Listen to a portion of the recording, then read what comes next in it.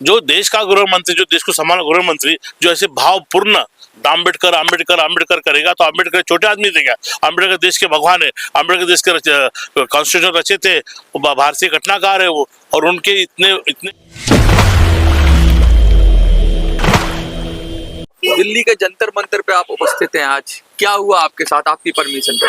देखो, मैंने 7 दिन पहले कमिश्नर को बाय हैंड लेटर दिया था, उन्होंने मुझे रिसीव भी दिया था, लेकिन उनको जब मैं पूछा कि मेरे परमिशन का क्या होगा, तो कल रात को 11 साढ़े 11 बजे उन्होंने मुझे व्हाट्सएप के ऊपर मेरा नहीं ठीक है, तो व्हाट्सएप पर उन्होंने मुझे मैसेज भेजा कि आपका हम परमिशन रिजेक्ट करते, क्योंकि कोई कारणवश बताया उन्होंने मुझे कि इसलिए मैं चाहता हूँ कि पुलिस प्रशासन ने मेरे साथ में अनहोनी की हुई, तो मैं उनका निषेध करता हूँ। और आज जो मेरा कार्यक्रम था 1 तारीख को जंतर मंतर पे, वो मैं कई और जगहों पे कर रहा हूँ, और जंतर मंतर सब भारतवासियों को मैं ये कहना चाहता हूँ, अगर आपके अंदर जहन में बाबा साहब के प्रति जब मान सम्मान है, तो आपको मेरे साथ जंतर मंतर पे सबको जुड़ना चाहिए।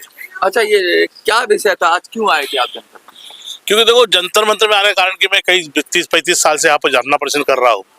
जैसे मैं 200 के नोट निकाला हूँ, मैंने जय संविधान का नारा ऐसे लगाया है, अन्ना के विरोध में मैंने आंदोलन किया है, मैंने नदी जोड़ प्रकल्प पास करवा के लिया है, और मैंने जो 2000 का नोट बंद करवाने के लिए ऐसे अर्जी किया था, वो सब काम मेरे थोड़े यहाँ पर पूरे होते आ रहे हैं। लेकिन आज इसलिए मैं आया हूँ कि देश की जो परिस्थिति है, आज देख रहे हैं, चुनाव आयोग को मैं बर्खास्त करने की मांग करने यहाँ पर आया हूँ, और अपने मोदी शाह जो अमित शाह जी है, अमित शाह ने बाबा साहब के जो टिप्पणी की, जो उनकी भाव था टिप्पणी करने का, वो बाबा साहब के विरोध में था, बाबा साहब का अपमान करने का भाव था, इसलिए मैं उनका विरोध करने यहाँ पर आया हूँ। और मैं चाहता हूँ कि अमित शाह ने इस्तीफा देना चाहिए, इसलिए मैं यहाँ पर मांग मांगने को आया हूँ। तो ऐसा क्या कह दिया अमित शाह ने जो बाबा साहब का अपमान हो गया? क्योंकि बाबा साहब का अपमान किसी की हिम्मत तो है नहीं जो कर सके देश में। अरे जो देश का गृह मंत्री, जो देश को संभालना गृह मंत्री, जो ऐसे भावपूर्ण आम्बेडकर आम्बेडकर आम्बेडकर करेगा, तो आम्बेडकर छोटे आदमी थे क्या?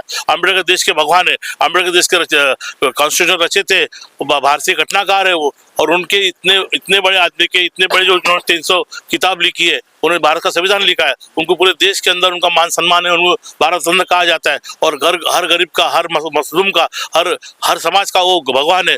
उनके बारे में इतने बड़े अमित शाह ने, जो कम पढ़ा लिखा आदमी है, वो अमित शाह ऐसी बात करे, तो ये हमारे समाज के लिए, देश के लिए और भारतीय घटनाकार का अपमान होता है। और ये आपको अमित शाह को समझना चाहिए कि हमें ऐसी बात नहीं करना चाहिए, कि वो देश के महापुरुष है, जो महापुरुष देश के अंदर हो चुके, पूरे देश के लिए अपनी जान गंवाई, संघर्ष किया, इसलिए आज देश हमारा आजाद हुआ। और इनका क्या उसके अंदर हाथ था? अमित शाह छोटे से संविधान के लेकिन संसद में ये कहा कि मैंने बाबा साहब का अपमान नहीं किया, मैंने तो कांग्रेस को एक्सपोज किया, ये कहा उन्होंने, ये तर्क दिया। अरे, कांग्रेस जमाने में तुम बच्चे थे, तुम तो कुछ भी थे। कांग्रेस जमाने तुम पढ़े लिखे, उनका सास कांग्रेस है, कांग्रेस जमाने में पढ़े लिखे बड़े साहब हुए, नेता बने, उनके ऊपर कांग्रेस जमाने में कितने केसेस हुई है, वो तड़ीपार के केस के अंदर कोई जमाने में थे।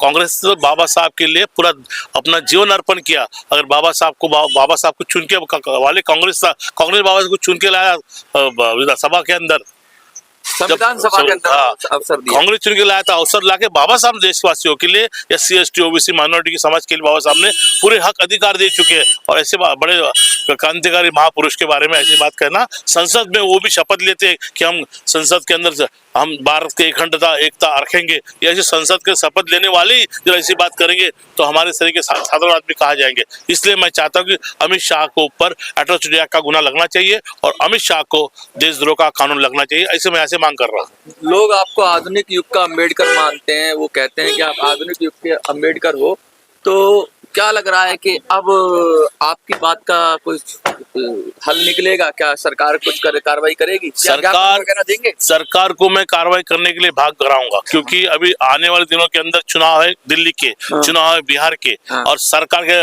के ऊपर 2 काठी लगी है। एक अमित शाह, एक है तुम्हारी नायडू की काठी लगी है, और एक अपने नीतीश की काठी लगी है। मैं दोनों नीतीश को और अमित को बोलूंगा कि तुरंत तुम इनका सपोर्ट पीछे लो और ये सरकार गिराओ। और मैं SC ST खासदार को, सांसद को बोलूंगा कि तुम राजीनामा दो और आप तुरंत इसके ऊपर इनकी सरकार गिराओ। इसलिए सरकार को मैं बोलना। लेकिन नीतीश की बात कर रहे हैं आप, JDU के सामने खड़े हुए हैं, JDU के ऑफिस के सामने खड़े हुए हैं, आपको पता ही है किस तरह से BPSC छात्रों के साथ हाथ जोड़ रहे थे और उनके साथ लाठीचार्ज हो गया। तो कहाँ उम्मीद है कि नीतीश कुमार जी कुछ करेंगे? भाई देखो, नीतीश कुमार ने थोड़ी कहा था, वो तो NDA की सरकार ने हुआ, NDA की सरकार है बिहार के अंदर। नीतीश कुमार की सरकार का है, नीतीश कुमार उसका एक पेदा है, अच्छा। और नीतीश कुमार क्या कर, लेकिन नीतीश कुमार ये जरूर कि 12 सांसद भी नीतीश कुमार के पास में, और वो सरकार गिरा सकता है अगर चाहे तो। अगर उसको बाबा साहब का मान सम्मान करता होगा और बाबा साहब के समाज का वो मान सम्मान करता होगा, देश का संविधान का तो सम्मान, 12 से कहाँ गिरेगी? चंद्रबाबू नायडू भी तो चाहिए। चंद्रबाबू नायडू भी तो मदद करने को तैयार है ना, जब ये जुटेंगे बैठेंगे लेकिन एक साथ। बनेगी किसकी? ये सब भी तो वैसे ही हैं सारे। अरे भाई, अभी कांग्रेस किसकी कांग्रेस ने बोला है आम आदमी पार्टी को, अरविंद केजरीवाल को एंटी नेशनल बोला है, तो ये सब भी तो आपस में लड़ी देखो, हमें पॉलिटिक्स से कुछ मतलब नहीं, हमें हमारे देश बचाने से, संविधान बचाने से मतलब है। देश की संविधान की रक्षा करने है हमें ये छोटे बड़े, वो तो कर ही ली, 240 पे पहुंचा दिए तो कर ही दी सब। ये तो कम होगी। मैं तो चाहता हूँ 0 पे होने वाले, लेकिन अगर ईवीएम नहीं होती तो आज वो 0 पे हो जाते, क्योंकि वो ईवीएम के अंदर मिसमैच करके और डाटा आटा बढ़ा के वो अपनी वोट बढ़ाते और अपना बैलेंस रखते हैं। उसको बोलते हैं डिजिटल के माध्यम से। जो ऐसे तो बहुत सारे आरोप लग रहे हैं, लेकिन मोटी बात ये है, आपके क्या खास मुद्दे हैं जो आप देशवासियों को कहना चाहते हैं भाई कि ये बात होनी चाहिए देश के अंदर, क्योंकि आजादी के 75 साल से ज्यादा हो गए, अब क्या चाहिए? हम देशवासियों को कहते हैं कि देखो, ये जो मनुस्मृति है, जो 25 तारीख को बाबा साहब ने दिसंबर मनुस्मृति जलाया था, अभी ये आधुनिक मनुस्मृति आई है और उसका नाम है ईवीएम आधुनिक मनुस्मृति। अच्छा। इसे हटाना हम चाहते हैं, क्योंकि इसकी वजह से ये सरकारें बन के आ रही है और ये सरकारी देश का गरीबी हटाने के बाद मिटाने का काम करती है। लेकिन बड़ी बड़ी सरकारें क्यों नहीं बोल रही इस पर? मेरा मतलब है कि कांग्रेस की सरकार नहीं बोल रही, कांग्रेस की जहाँ पे राज्यों में सरकार है वो नहीं बोलते हैं, जहाँ जीत जाते हैं वहाँ कुछ और कहते हैं और जहाँ हार जाते हैं वहाँ इस तरह की। भाई, आप कहाँ बात कर रहे हो? अब इस कांग्रेस ने तो देखो, अब पिटीशन डाला चुका है। अभी देखो, महाराष्ट्र के हरियाणा के जो चुनाव लड़े, उसके अंदर तो उन्होंने पिटीशन डाल चुके हैं ना।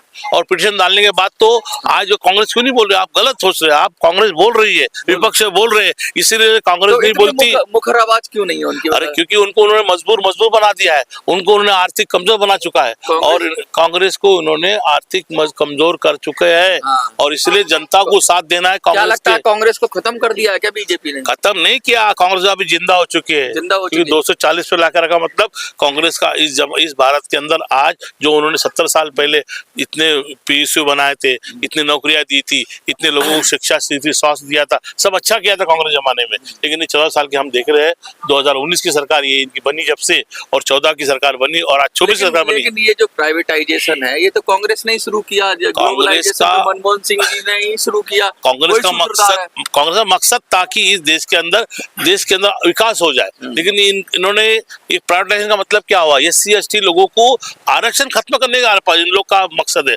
उनका मकसद था कि देश के अंदर बाहर के देश तो है, लेकिन नौकरियां ही खत्म हो गई। तो नौकरी, निजीकरण का मतलब नौकरियां है ना सब। निजीकरण में SC/ST OBC माइनॉरिटी को नौकरियां मिलती थी, और उन्होंने निजीकरण करके देश के SC/ST OBC का सत्यानाश कर दिया है। इसीलिए आरक्षण खत्म करने के लिए इनका साजिश है, और ये छल और कपट से काम कर रहे हैं, और यही बनो मुझके अंदर। क्या लगता है बैकडोर से आके लोगों का हक मारने की कोशिश हो रही है सरकार? मार दिया हक।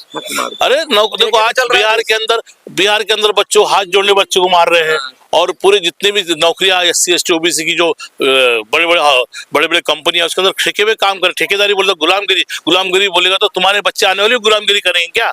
अरे आज 5,000 10,000 में क्या होता है? महंगाई इतनी बढ़ चुकी है, महंगाई का लोगों की कंबर तोड़ चुके हैं, और महंगाई के अंदर इन्होंने ठेकेदारी पगार कम मिलता है और काम से निकाल देते हैं, तो ये गुलामगिरी हुई ना। समान काम समान वेतन की बात बहुत होती है, लेकिन ठेकेदार पे वही टीचर को 20-25 हजार में टीचर लगता है, और वैसे 80,000, तो क्या कहेंगे इस पर? अरे आबादी के साथ महंगाई अगर कंट्रोल करेंगे इन लोग तो ये 80,000 पगार पड़ जाता है, लेकिन महंगाई बढ़ा रहे दिन पे दिन।